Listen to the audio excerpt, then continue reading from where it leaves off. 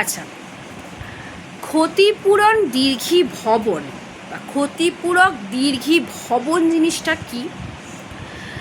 ক্ষতিপূরণ যে করে, ক্ষতিটা যে পূরণ করে তাকে বলা হয় ক্ষতিপূরক, তাই তো?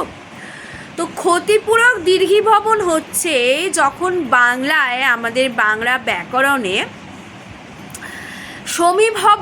সমীভবনের ফলে যখন যুক্ত ব্যঞ্জন ধ্বনি যখন যুগ্ম ব্যঞ্জন হয়ে যাচ্ছে, তখন পূর্ববর্তী যে ব্যঞ্জন ধ্বনি বা হ্রস্বস্বরটি দীর্ঘীকরণ ঘটে, হ্রস্বস্বরটির দীর্ঘীকরণ ঘটে, তখন তাকে আমরা বলবো ক্ষতিপূরণ দীর্ঘী ভবন। এবং সেটা থেকে কিন্তু সিঙ্গলে উচ্চারণ হবে। কেমন দেখে নিই একটু উদাহরণ। যেমন অষ্ট, অষ্ট শব্দটায় মূর্ধন্য ষ আর ট এই দুটো ধ্বনি কিন্তু ব্যঞ্জন ধ্বনি অবশ্যই, এবং মাঝে কোনো স্বরধ্বনি উচ্চারিত হচ্ছে না, তখন এটা কিন্তু যুক্ত ব্যঞ্জনে মিলিত রূপ।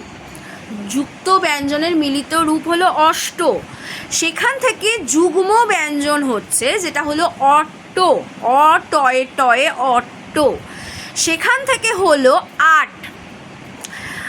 আট যখন আমরা উচ্চারণ করছি, যখন অট্ট বলছি, তখন ওটা দীর্ঘীকরণ হচ্ছে পূর্ববর্তী স্বরে বা হ্রস্বস্বরে, ঠিক আছে, অট্ট। আর আট যখন বলছি, তখন সেক্ষেত্রেও কিন্তু স্বরধ্বনির দীর্ঘীকরণ আসছে। যেমন এইভাবেই প্রস্তর থেকে পত্থর দুটো যুগ্ম ব্যঞ্জন এসে গেল, তারপর পাথর হয়ে গেল।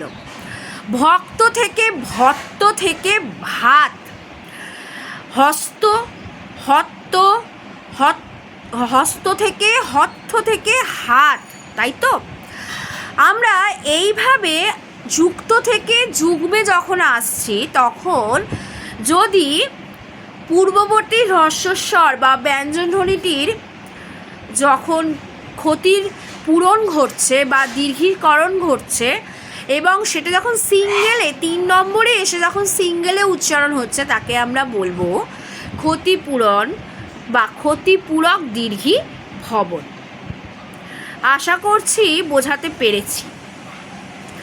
যেমন ক্ষতিপূরক দীর্ঘী ভবনের আর একটা উদাহরণ আছে, সেটা হলো নাসিক্য ব্যঞ্জনধ্বনির। সেক্ষেত্রেও কিন্তু হয়ে থাকে চন্দ্র, চন্দ্র থেকে চন্দ, অনেকে চান্দ বলে, কিন্তু ওটা চন্দ, তারপর হয়ে গেছে চাঁদ, ঠিক আছে? এক্ষেত্রে কিন্তু চন্দ্র দ্রফলাটা কিন্তু নেই, তারপর কিন্তু হয়ে গেছে চন্দ, দন্তের নয় দয়, ওটা যুক্ত হয়ে গেছে। তারপর কিন্তু যুগ্ম আর আসেনি, একেবারে চাঁদ, অর্থাৎ দন্তের নটা কিন্তু নাসিক্যে চলে গেছে। আমরা প্রত্যেকে জানি নাসিক্য ব্যঞ্জন ধ্বনি কিন্তু কী কী হয়ে থাকে। উয়া হয়, উয়া হয়, ম হয়, দন্তের ন হয়। সেক্ষেত্রে কিন্তু ক্ষতিপূরণ দীর্ঘী ভবন বা ক্ষতিপূরক দীর্ঘী ভবনের ক্ষেত্রেও কিন্তু নাসিক্য ব্যঞ্জনের ক্ষেত্রেও কিন্তু সেটাই ঘটছে। আশা করছি ভক্ত থেকে ভত্ত থেকে ভাত কিভাবে হলো, বা হস্ত থেকে হত্থ থেকে হাত কিভাবে এলো, আর বুঝতে অসুবিধে হওয়ার কথা নয়। এই গেল ক্ষতিপূরণ দীর্ঘী ভবন। ধন্যবাদ।